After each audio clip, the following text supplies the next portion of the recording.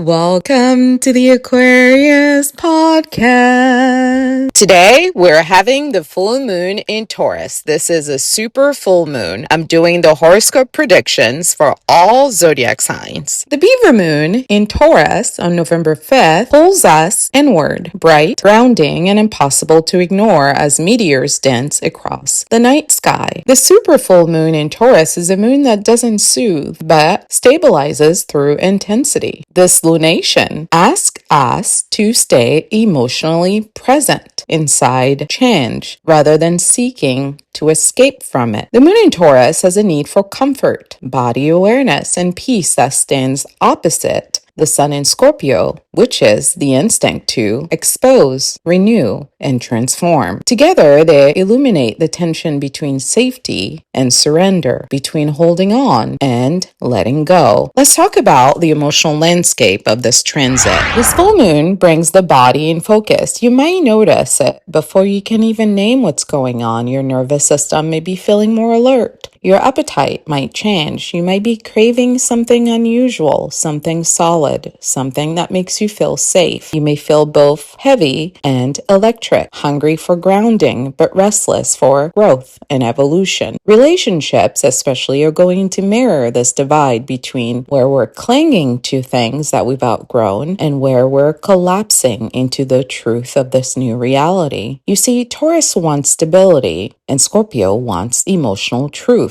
The opposition exposes where we confuse attachment with safety. And at the heart of it, peace without truth is stagnation. Intensity without safety is trauma. This lunation invites the middle path, which is emotional presence inside transformation. Here are some things to reflect on. Where am I using comfort to avoid change? What parts of me equates stability with control? Can I feel safe in my body as I evolve? What is this tension teaching me about my ability to stay rather than run or react? That's where maturity begins, when we stop choosing between calm or change and instead we practice both at the same time. Let's talk about some aspects associated with this moon transit. Each aspect of this full moon is going to reveal to us a layer of emotional defense and a doorway into self-awareness. So let's unpack them briefly. First, we have the sun in Scorpio being in opposition to the moon in Taurus. The classic full moon split is about emotions versus ego, the feminine versus the masculine, the sun versus the moon, the part that needs comfort, which is the feminine, versus the part that craves catharsis, the masculine. You may oscillate between wanting to retreat and wanting to confront. The medicine is integration. Stability and change are not enemies. They are partners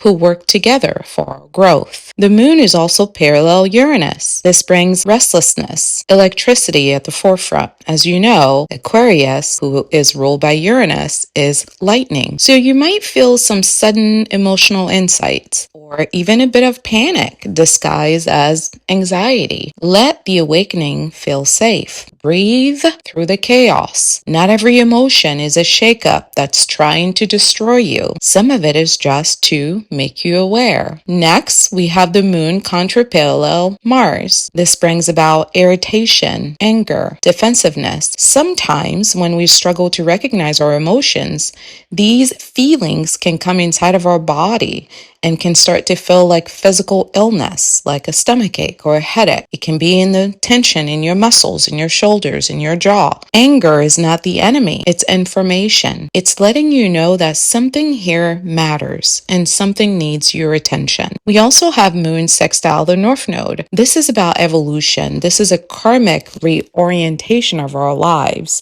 We're being brought back into our evolutionary alignment.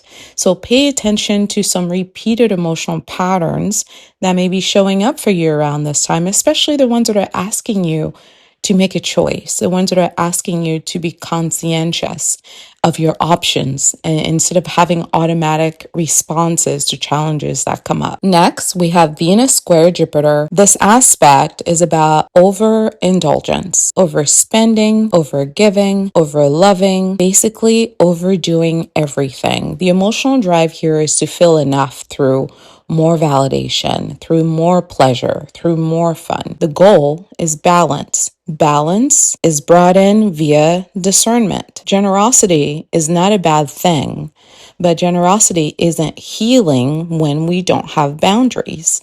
We need to pair our generosity with some structure, some boundaries. Moving on to Venus square Pluto. This is exposing issues that we have with emotions we're suppressing around control, obsession, and jealousy. Some of our deepest wounds around power plays are going to be coming to the surface. The fear of loss disguised as intensity. This aspect is asking you to own your hunger without shame, own your desires without shame. Desires don't make you weak. Only pretending not to have them is what makes you weak. Next, we have a trine and parallel ascendant aspect with Venus and the ascendant. This aspect brings magnetism to the forefront. It brings grace. It brings beauty and charm. It makes us more harmonious in terms of our presentation. But be mindful of not overextending the harmony, which is where Taurus and Libra sometimes struggle. Connection is only medicine when it's honest, not when it's without boundaries, not when it's for the sake of performance. Connection requires authenticity. Ask yourself, how can I reframe whatever irritation I may be feeling at this time as an unmet need? In other words, the reason I'm feeling discomfort is because there's something I need I'm not getting. What is that thing? That's what we want to get curious about. Where am I confusing passion with control? Sometimes control is just a way for us to avoid grief, the fear of grief, the grieving process of letting go so we can evolve. It may be time to actually examine what this control is truly about. Can I stay curious about discomfort instead of acting from it? Can I just witness my emotions without reacting to them? Now let's move on to some house-specific confessions and affirmations for all 12 zodiac signs. Each rising sign is going to be experiencing this full moon transit through a very different lens, and this is going to be based on where in your astrology natal chart zodiac sign Taurus falls for you. So for each one of these houses, I'm going to offer a confession to help you bring the emotional truth forward that this full moon is asking you to investigate. And I'm also going to offer you an affirmation to give you a paradigm through which you can kind of reframe this tension between Scorpio and Taurus. Aries rising, for you, this generally falls in the second house, the house of security and self-worth. The confession is, I equate independence with safety and feel threatened by needing anyone. Affirmation, my worth isn't measured by self-sufficiency. Trusting others expands my strength. Taurus rising, for you, this falls in the first house, the house of identity, self-image, and presence. The confession is, I am afraid that if I change, I will lose myself. The affirmation, change isn't betrayal, it's evolution. Gemini rising, for you, this falls in the 12th house, the house of the subconscious mind and spiritual release. The confession is, I think instead of feeling, so I don't lose myself. The affirmation is, feeling doesn't erase clarity, it deepens it. Cancer rising, for you, this falls in the 11th house, the house of community and support. The confession is, I carry everyone's pain because it makes me feel needed. The affirmation, empathy doesn't require exhaustion. Boundaries are love in practice. Leo rising, for you, this falls in the 10th house, the house of public image and purpose. The confession is, I perform confidence so no one sees my insecurities. Affirmation, vulnerability is the truest leadership I can model. Virgo rising, for you, Taurus is generally in the 9th house, the house of belief systems and meaning. The confession is, I perfect myself so I don't feel inadequate. The affirmation, imperfection connects me more deeply than perfection ever could. Libra rising, for you this externally falls in the 8th house, the house of intimacy and power. The confession is, I keep peace so I don't lose love. The affirmation, my truth keeps relationships honest, not broken. Scorpio rising, for you this externally falls in the 7th house, the house of marriage and business partnership. The confession is, I manipulate to stay safe from rejection.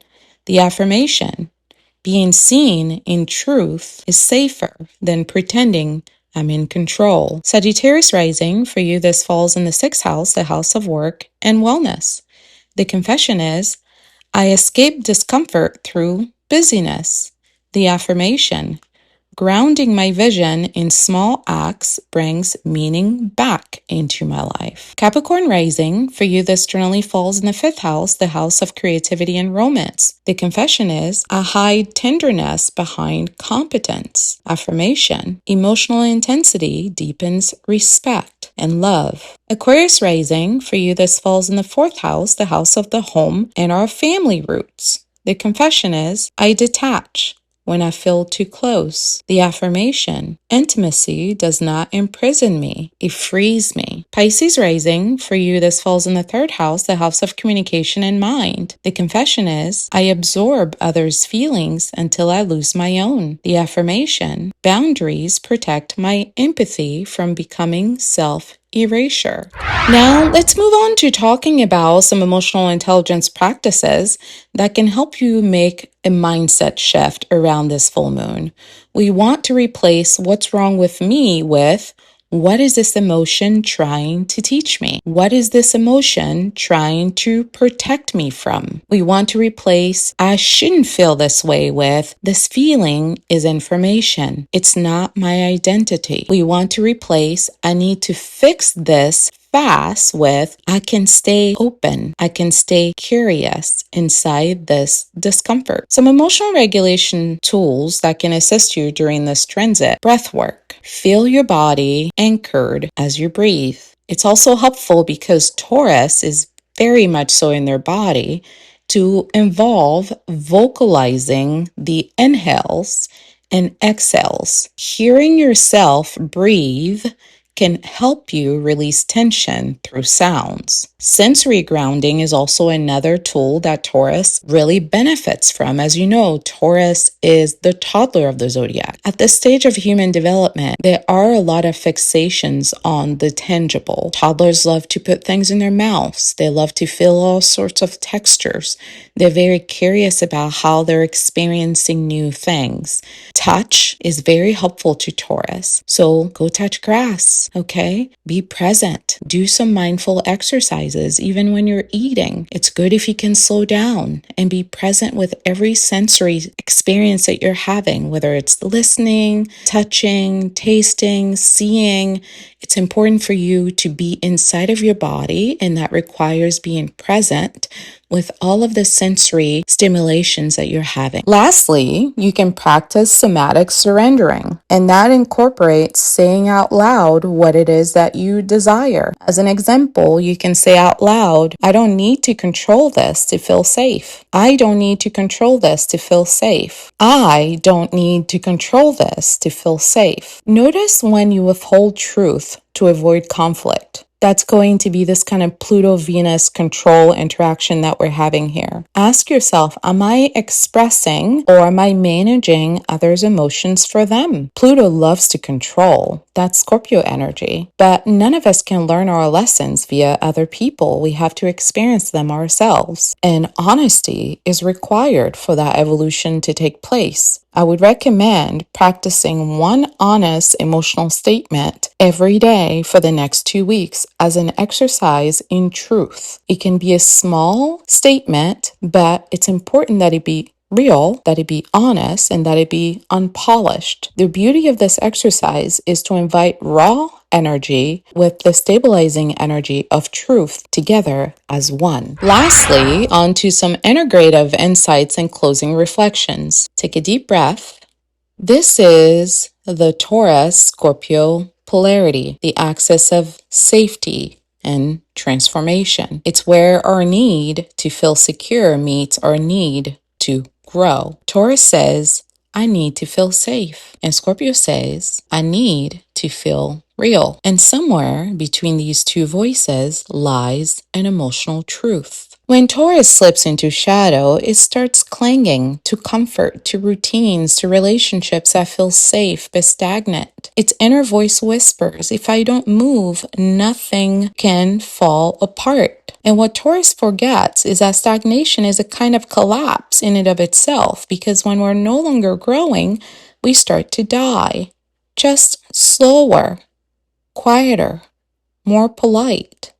That calm exterior. Sometimes it's really just emotional tension, pretending to be peace. Scorpio's shadow runs in the opposite direction. When it fears loss of control, it seeks intensity. Its mantra becomes, if I burn everything down to the ground, then I won't feel trapped. Scorpio mistakes drama for depth, destruction for liberation. Both signs, both a part of us, are terrified of impermanence, just like a toddler. Toddlers do not yet understand that when you drop them off at daycare, you're coming back. It's very hard for them to separate themselves from their caregivers at that age. Taurus freezes and Scorpio tests. Taurus hoards, Scorpio provokes. Different mask, different strategies, same fear. But when these two energies evolve, something profound happens. Taurus learns that safety doesn't come from predictability, it comes from trusting life's cycles. And Scorpio learns that transformation doesn't always mean drama and crisis. Sometimes it is as simple as staying open through discomfort. In relationships, this looks like moving from being possessive to being present, from you're mine to I am here with you, from control to connection. The integration mantra for this full moon transit in Taurus is simple. I can be safe while I am changing.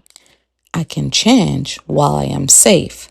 Say that again. It feels good. Just let it land in the body, not just the mind. I can be safe while I am changing. I can change while I am safe. I can be safe while I am changing. I can change while I am safe. That's the alchemy of Taurus and Scorpio. Grounding without getting stuck. Feeling deeply without losing your balance. So when you feel that familiar tension, the craving for comfort versus the pull for truth, pause, take a breath, and then ask yourself, what am I holding on to that's ready to evolve? And can I let it go without losing myself? Because real peace is not the absence of change. In fact, life itself is change. So refusing to change in a way is refusing to engage with life. Real peace is about presence inside it. Presence inside the transformation. That's the Taurus Scorpio lesson. Holding and letting go at the same time. Emotional maturity isn't calm, it's capacity. It's your capacity, your ability to stay present within the intensity of life, within the intensity of emotions, without collapsing into defense. The super full moon teaches that peace isn't the absence of emotions. It's presence. It's presence within emotions. The shadow theme for this full moon transit is control disguised as self-sufficiency, because we desire stability, but we desire stability that doesn't suffocate. Letting others witness your process is part of developing vulnerability skills, which is necessary for emotional safety. And we want to do that without rushing to conclusions. We want to increase our ability to stay curious about what we're feeling. So when you feel triggered over the next couple of weeks, feel before thinking. Feel before analyzing. Speak your truth. It's very important to be honest in relationships. Honesty in relationships is more valuable than overkeeping the peace. Rituals are a good way to stay grounded when we feel triggered, whether that's going for a nature walk or taking time when we feel frustrated with gathering our emotions before communicating. Eating slowly is a great way to bring pleasure into your day-to-day without making a big deal out of it. Mindfulness can be integrated into every aspect of life in a very seamless and grounding way. Each night, you can ask yourself, did I stay conscious inside my emotions?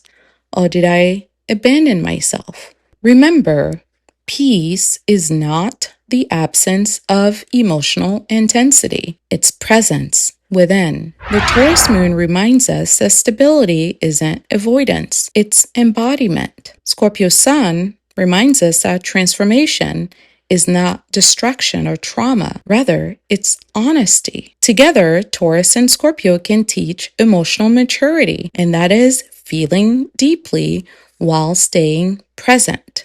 Feeling deeply while staying rooted, feeling deeply while staying grounded. So breathe. Stay inside your body. You need your body. Your body needs you. Let yourself feel without running away. That's how you make this full moon not just a cosmic transit, but a deeply conscious transit that invites you into emotional maturity. Peace is not the absence of intensity, it's presence within. The Taurus moon teaches us to remain rooted, while Scorpio at the sun is transforming us. This is adulting. This is emotional intelligence, being fully emotionally present without losing our footing. The Beaver moon in Taurus on November 5th pulls us inward, bright, grounding, and impossible to ignore as meteors dance across the night sky. How will you anchor yourself under this powerful moon? I wish you the courage to let go of people, places, situations, energies that no longer align with who you are becoming. Happy super full moon in Taurus. You can book your astrology reading at intuitivehealing.com.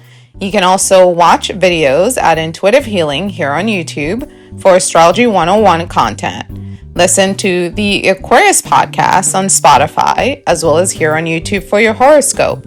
If you're interested in astrology and love connections, you can visit at Styled Under Libra. And of course, for health and wellness and holistic healing, visit at Styled Under Virgo for all of your astrology content. Thanks so much for watching.